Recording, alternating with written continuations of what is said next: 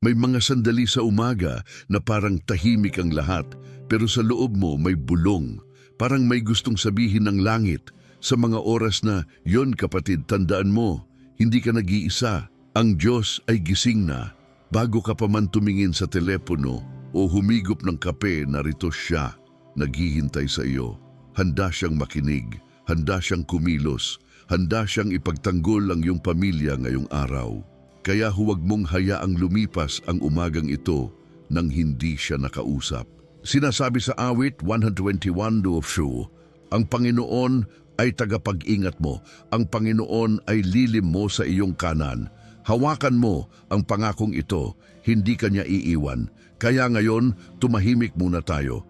Pakinggan natin ang tinig ng Diyos habang sabay tayong lumalapit sa Kanya sa panalangin ito. Kapatid, bago pa man sumikat ang araw, may layunin na ang Diyos para sa iyo. Ang bawat hininga mo ngayong umaga ay paalala na may plano pa siya.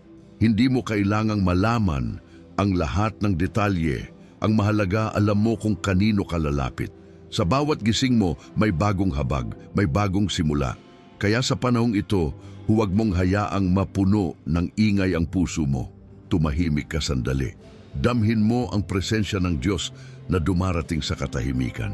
Alalahanin mo ang sinasabi sa Jeremias 29:11, sapagkat nalalaman ko ang mga pag-iisip na aking iniisip sa inyo, sabi ng Panginoon, mga pag-iisip ng kapayapaan at hindi kasamaan upang bigyan kayo ng pag-asa at magandang kinabukasan.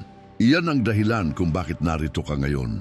Hindi aksidente, hindi pagkakataon. Tinatawag ka ng Diyos upang magsimula ng araw na ito sa pananalangin at pagtitiwala. Ihanda mo ang puso mo. Dahil sa susunod na sandali, makikipag-usap tayo sa Diyos na may hawak ng lahat, pati ng pamilya mong mahal mo. Isulat sa comments, Panginoon, gabayan mo po ako at ang aking pamilya ngayon. Mag-subscribe ka rin sa channel na ito para mas marami pang panalangin ang dumating sa puso mo araw-araw. Panginoon, sa umagang ito lumalapit kami sa iyo. Hindi kami nagmamadali. Hindi kami basta-basta dumaraan lang sa panalangin.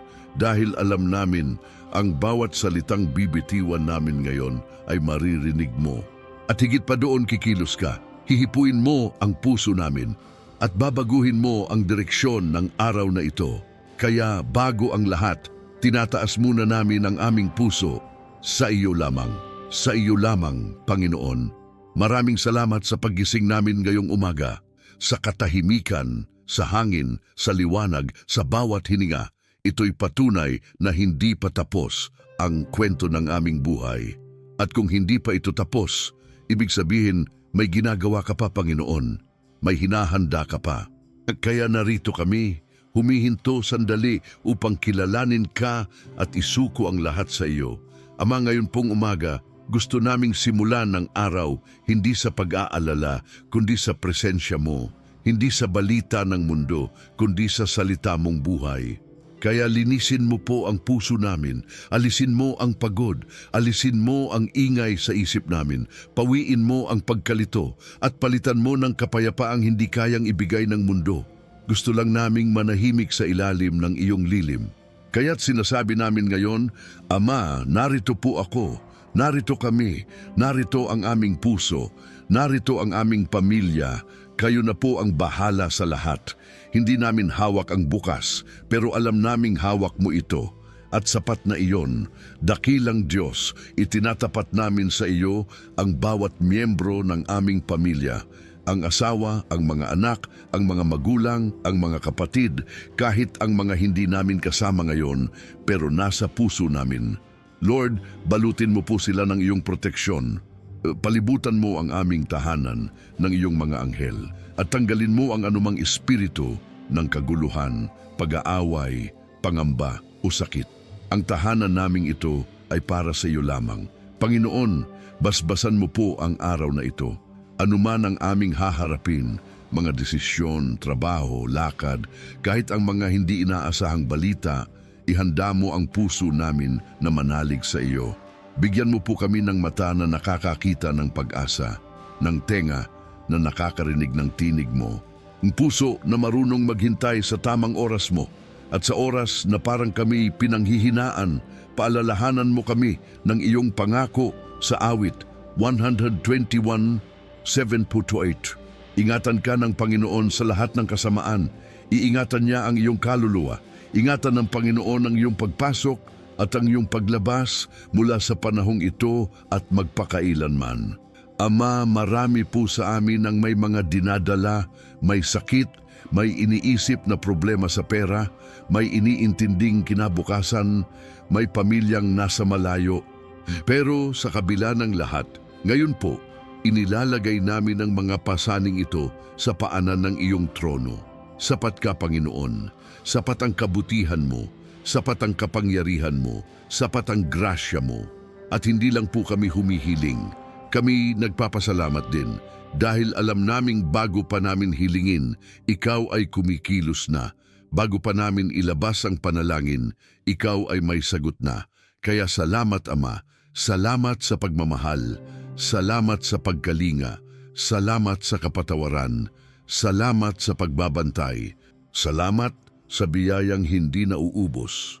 At sa bawat isa po ngayon na nanonood at nananalangin kasama namin, hipuin mo po sila sa paraang ikaw lang ang makakagawa. Iyong mga tahimik lang na umiiyak ngayon, mga nanay na nalulumbay, mga tatay na walang masabi pero may pasan, mga anak na di maintindihan ang nararamdaman. Yakapin mo sila ngayon, Panginoon. Iparamdam mo ang init ng iyong pag-ibig. Iparamdam mo na hindi sila nag-iisa. Sa oras na ito, tinatawagan ka namin, Panginoon. Magsalita ka, mangusap ka, kumilos ka sa amin. Dalhin mo kami sa panibagong antas ng pananampalataya. Huwag mong hayaan na matapos ang panalangin na ito na hindi kami nabago. At hayaan mong ang simula ng araw na ito ay maging pagsisimula ng bagong lakas, bagong pananampalataya, bagong pananaw, bagong pag-asa. At gaya ng sabi mo sa Isaiah 43:19, narito, ako'y gagawa ng bagong bagay. Ngayon ay lalabas na. Hindi ba ninyo malalaman? Ako'y gagawa ng daan sa ilang at mga ilog sa ilang.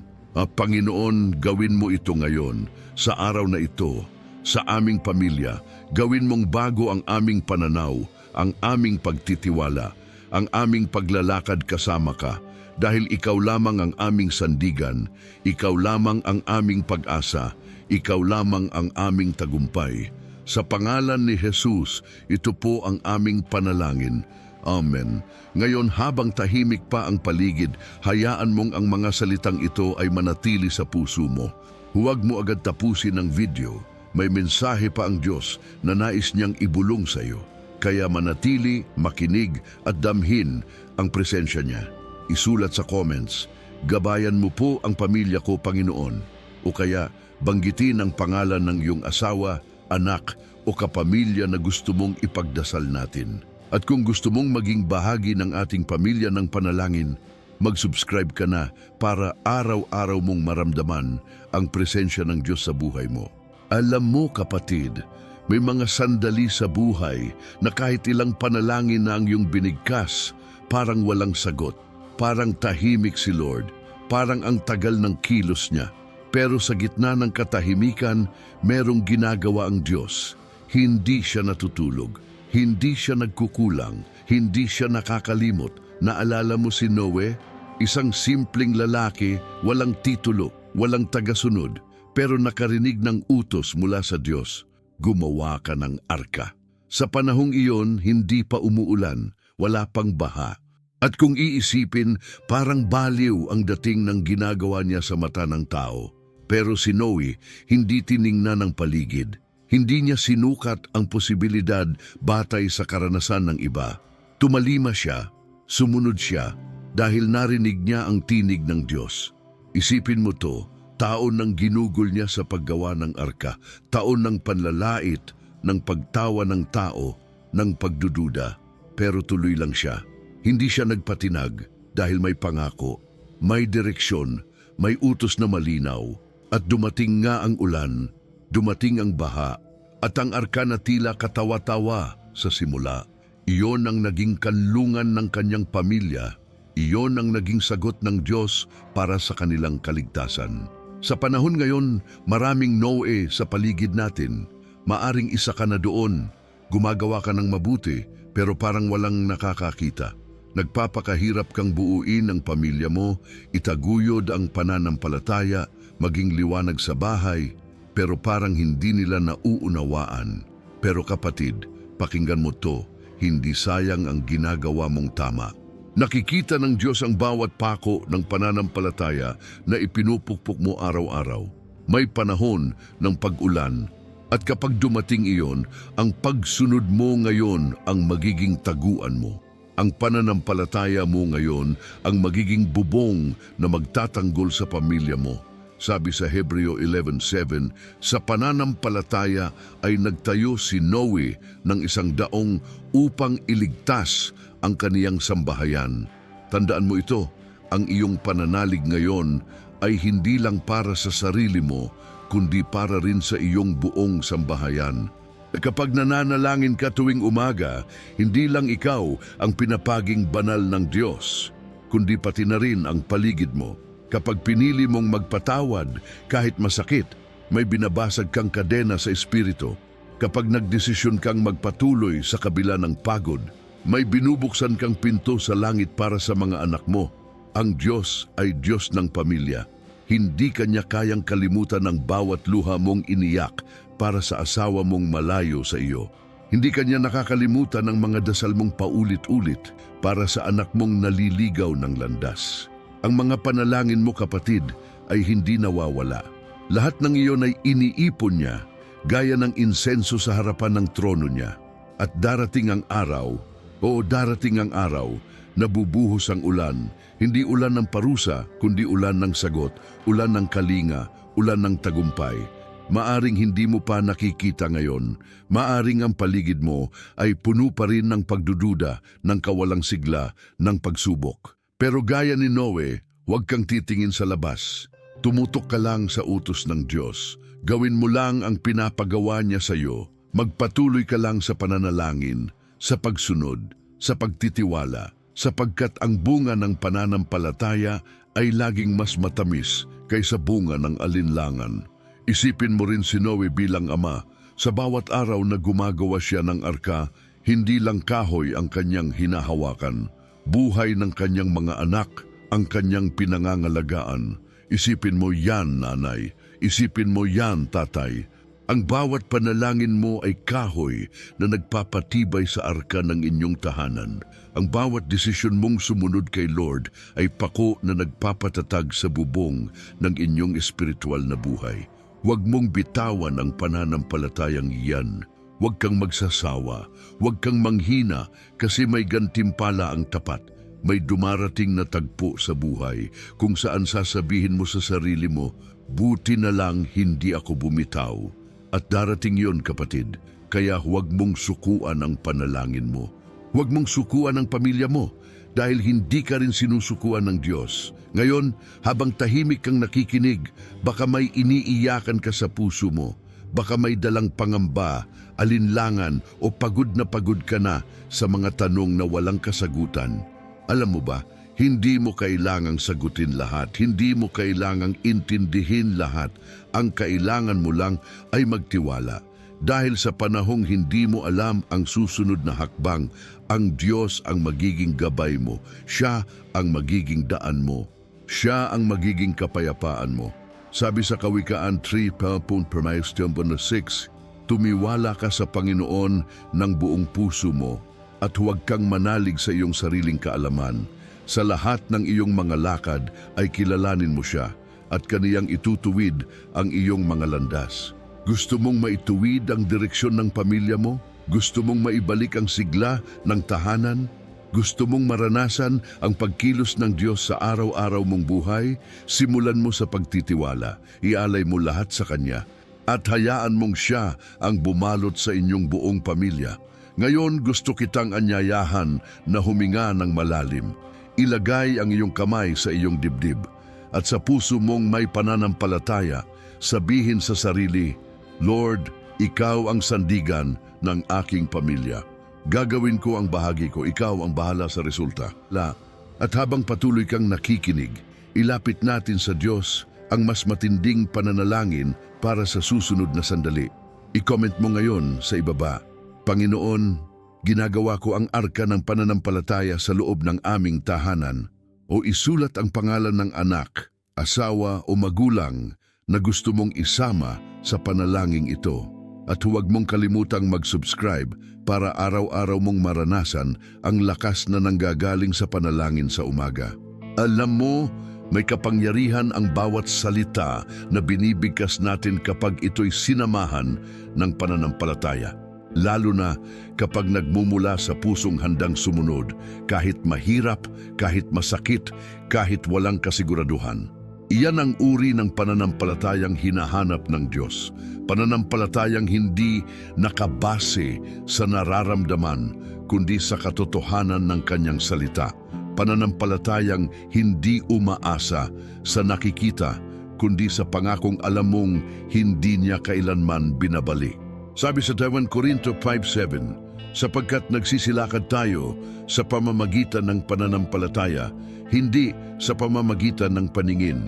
Ganyan ang lakad na gusto ng Diyos para sa atin, hindi takot, kundi tiwala. Hindi pagdududa, kundi paniniwala. Hindi pag-aalala, kundi pagsuko. Ngayong araw, kapatid, gusto kitang hikayatin, magsalita ka ng buhay sa loob ng tahanan mo. Magsalita ka ng pag-asa. Magsalita ka ng kapayapaan. Magsalita ka ng pag-ibig. Dahil kung ano ang binubuo ng mga bibig natin, iyon ang pwedeng mangyari sa paligid natin. Pwede mong ideklara ngayon na ang pamilya mo ay pagmamay-ari ng Diyos. Pwede mong sabihin na ang anak mong lumalayo ay babalik. Pwede mong ipahayag na may pagpapalang paparating sa inyong buong sambahayan. Ang pananalangin sa umaga ay hindi lang simpleng tradisyon. Ito ay aktibong pakikipag-ugnayan sa Diyos at ito rin ang paraan para iayos mo ang direksyon ng araw mo. Sa bawat pagbanggit mo ng pangalan ng pamilya mo sa panalangin, itinutulak mo ang kadiliman palayo. Sa bawat pagsamo mo sa Diyos para sa gabay, binubuksan mo ang daan para sa pabor at proteksyon. Hindi ito tungkol sa pagiging perpekto. Alam natin, wala ni isa sa atin ang walang pagkukulang. Pero araw-araw may bagong pagkakataon. Araw-araw may bagong biyaya. At ngayong umaga, ito ang oras ng Diyos para sa iyo. Para sa asawa mong hirap magsalita ng damdamin. Para sa anak mong hirap magpatawad. Para sa puso mong minsang ng lamig. Ito na ang araw ng panibagong simula.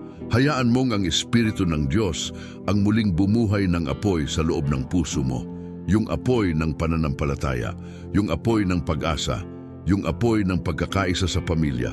Huwag mong hayaang ang mga sugat ng nakaraan ang maging basehan ng kilos mo ngayon. Huwag mong hayaan ang mga pagkukulang ng iba ang magdikta ng kilos mo sa kanila. Mas malakas ang pagmamahal ng Diyos kaysa sa sakit na naranasan mo. Kapag sinabi mong, Panginoon, ikaw na po ang bahala, ibig sabihin nun, handa kang magtiwala kahit hindi mo pa alam kung paano. Pero ang maganda sa Diyos, kahit hindi mo alam ang hakbang, siya ay may plano. At hindi lang basta plano. Plano ng kapayapaan, plano ng tagumpay, plano ng pagkakaayos. Sabi sa Roma 8:28, at nalalaman natin na ang lahat ng mga bagay ay nagkakalakip na gumagawa sa ikabubuti ng mga umiibig sa Diyos. Hindi sinabing madali, hindi sinabing walang sakit, pero sinabing magbubunga ito ng mabuti sa tamang panahon, sa tamang paraan, sa kamay ng Diyos. Ngayong araw, gusto kong ideklara mo ito. Panginoon, tinatanggap ko ang direksyon mo. Tinatanggap ko ang kalooban mo. At ako'y mananatiling tapat kahit hindi ko pa nakikita ang resulta. Dahil may mga himala na nangyayari, hindi dahil sumigaw ka, kundi dahil nanatili kang tapat. May mga sagot na ibinubuhos hindi dahil pilit mo itong hiningi, kundi dahil pinili mong maniwala kahit walang kasiguraduhan. At sa umagang ito, kapatid, hayaan mong lakasan ko ang loob mo. Yung araw na ito ay hindi ordinaryong araw. Hindi ito basta linggo lang o simula lang ng linggo. Ito ay araw ng paglipat. araw ng pagpili, araw ng pagkilos ng Diyos sa iyong buhay. Hindi mo kailangang baguhin ang lahat, isang hakbang lang, isang panalangin. Isang desisyon na sabihin, "Oo, Panginoon, Ikaw ang Diyos ng pamilya ko, at kung ginagawa mo na iyan ngayon, gusto kong malaman mong hindi ka nag-iisa." Sa dami ng nananalangin ngayon sa video na ito, kasabay mong may umaasa rin, kasabay mong may umaawit, kasabay mong may lumuluha sa harap ng Diyos. At ang maganda, ang langit ay bukas sa bawat pusong lumalapit. Kaya huwag mong sukuan ang pananalig mo. Kapit lang, kahit tila wala kang nararamdaman, kahit tila tahimik ang langit. Sa likod ng katahimikan, may kilos ang Diyos. Sa gitna ng kawalan, may inihahanda siya. At kapag dumating na ang tamang oras, lahat ng pananampalataya mong binuo, ibabalik niya ng siksik, liglig at umaapaw. Ngayon, bago tayo dumako sa susunod na bahagi ng panalangin na mas malalim at mas personal, gusto kitang hikayatin na ihanda ang puso mo. Dahil may gagawin ng Diyos sa susunod na sandali na hindi mo inaasahan. Isang sagot, isang kasiguraduhan, isang kapayapaan na magpapatahimik sa lahat ng gulo sa paligid mo. Pero bago yan, hayaan mo akong anyayahan ka. Isulat mo ngayon sa comments, "Panginoon, tinatanggap ko ang bagong simula para sa aking pamilya." O kaya'y banggitin ang paboritong Bible verse mo na palagi mong dinadalangin tuwing umaga upang ang iba rin ay ma-encourage sa salita ng Diyos. At kung gusto mong patuloy na lumago ang pananampalataya mo, mag-subscribe ka na ngayon sa channel na ito. Hindi lang ito basta video, ito ay tahanan ng mga pusong naghahanap sa Diyos tuwing umaga. Kapatid, ngayon na ang oras ng pagkilos. Hindi lang ito panahon ng pakikinig, kundi panahon ng pagsunod. Dahil ang pananampalataya ay hindi lang pakiramdam, ito'y desisyon. Isang desisyong tuwing paggising mo sa umaga, pipiliin mong ialay ang buong araw sa Diyos. Isang desisyong hindi lang para sa sarili, kundi para sa buong pamilya mo. Kaya ngayong sandaling ito, lumapit tayo sa Diyos na may panibagong paninindigan, hindi lamang bilang tagapakinig, kundi bilang tagatupad ng kanyang kalooban. May bahagi ka sa ginagawa ng Diyos sa buhay mo, at ang bahagi mong iyan, walang ibang makakagawa kundi ikaw lang. Ang bawat oo mo sa Diyos ay may epekto. Hindi mo alam, baka sa bawat panalangin mong ito, may pintong binubuksan para sa anak mong matagal nang naliligaw. Baka ang simpleng desisyon mong magsimula ng araw na may panalangin ay nagiging dahilan para mailigtas sa kapahamakan ang isang mahal mo sa buhay. Baka ang ginagawa mong paninindigan ay naglalatag ng pundasyon ng pagpapala sa susunod na henerasyon ng pamilya mo. Walang maliit sa kaharian ng Diyos. Lahat ay mahalaga. Lahat ay may kabuluhan. Lahat ay bahagi ng kanyang plano. Kaya kahit pagod ka na, kahit minsan gusto mo nang sumuko, kahit may mga tanong ka pa rin, kapit lang. Sapagkat ang pananalig mong ito, kapatid, ay hindi bulag. Ito ay buhay, gumagalaw, kumakapit sa pangakong totoo. Sabi sa Santiago 2:17, gayon din naman ang pananampalataya na walang gawa ay patay sa kaniyang sarili.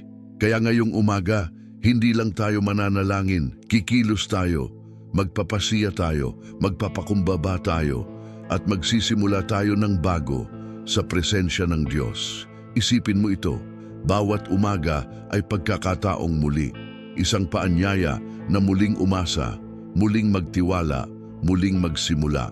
Hindi mo kailangang intindihin ang lahat ng mangyayari sa isang linggo. Ang hinihingi lang ng Diyos, ialay mo ang araw na ito, itaguyod mo siya ngayon, at siya na ang bahala sa bukas. Napakahalaga ng ginagawa mo ngayon. Sa dami ng pwedeng gawin sa oras na ito, pinili mong makinig sa salita ng Diyos. Pinili mong makiisa sa panalangin. Pinili mong ilapit ang pamilya mo sa presensya niya. At pinili mong manampalataya. Gusto kong ipaabot sa iyo, pinahahalagahan ito ng Diyos. Ang bawat segundo na nilaan mo sa Kanya ay hindi nasasayang. Bawat salita na binibigkas mo ay naririnig sa langit, at bawat pagluha mo ay hindi nawawala. Lahat yan iniipon niya. Sa tamang oras, ibabalik sa iyo ng higit pa sa inaakala mo. Buksan mo ngayon ang puso mo. Ilabas mo ang mga bagay na matagal mong kinimkim, iyong mga sakit na hindi mo masabi kahit kanino, iyong mga pangarap na natabunan na ng mga pagkabigo, iyong mga takot na paulit-ulit mong nilalabanan. Ngayon ang oras na iyon, ang oras para bitawan at ipasa sa Diyos. Sabi sa 1 Pedro 4:7, ihambing ninyo sa Kanya ang lahat ng inyong kabalisahan sapagkat Siya'y may malasakit sa inyo. Hindi ka lang niya mahal, inaalagaan ka niya, hindi ka lang niya naririnig. Pinangangalagaan niya ang bawat detalye ng buhay mo. Kaya ngayong umaga, itaas mo ang lahat. Ialay mo ang araw na ito. Ialay mo ang mga plano. Ialay mo ang trabaho. Ialay mo ang mga desisyong dapat mong gawin. Huwag mo silang dalhin mag-isa. May Diyos kang kasama. At ang Diyos mong iyan hindi kailanman nagkulang. Magpakatatag ka. Maging matapang ka, hindi dahil malakas ka, kundi dahil nasa iyo ang lakas ng Diyos. Hindi dahil kaya mong lampasan ang lahat, kundi dahil kasama mo ang may hawak ng lahat. Hindi dahil walang problema, kundi dahil may solusyon na hinahanda ang Diyos sa bawat pagsubok. At ngayon, habang hinihintay natin ang presensya niya, hayaan mong ideklara ko ito para sa iyo. Sa araw na ito, ikaw ay magiging liwanag sa inyong tahanan. Magdadala ka ng kapayapaan, magiging bukal ka ng pag-asa, at magiging instrumento ka ng pagbabago sa buhay ng mga mahal mo. Hindi mo kailangang maging perpekto, kailangan mo lang maging bukas. Bukas ang loob, bukas ang puso, bukas sa kilos ng Diyos. Dahil kapag bukas ang puso ng tao, dumadaloy ang langit. Kaya ngayon, hawakan mo ang salita ng Diyos, hawakan mo ang pangako niya. Huwag mong bitawan, kahit anong dumating, kahit may bagyo, kahit may unos, dahil sa dulo ng lahat, si Kristo pa rin ang Diyos ng iyong pamilya, at Siya ang may huling salita. Sa susunod na sandali, dadalhin kita sa mas malalim pang panalangin, isang pagtatalaga ng araw mo, ng tahanan mo, ng kinabukasan mo, sa mga kamay ng Diyos. Kaya manatili ka, huwag kang bibitaw, may gagawin pa ang Panginoon. May sasabihin pa siya, may babaguhin pa siya sa'yo, ngayon na mismo. Pero bago yan, isulat mo muna sa comments, Panginoon, ito ang araw na itinatangi ko para sa'yo. O maaari mong banggitin ang pangalan ng isang mahal sa buhay na nais mong ipanalangin natin sa susunod na bahagi. At kung ramdam mong nakikipag-usap sa iyo ang Diyos sa panahong ito, mag-subscribe ka na ngayon, hindi para lang sa panalangin, kundi para sa araw-araw na lakas na mula sa langit.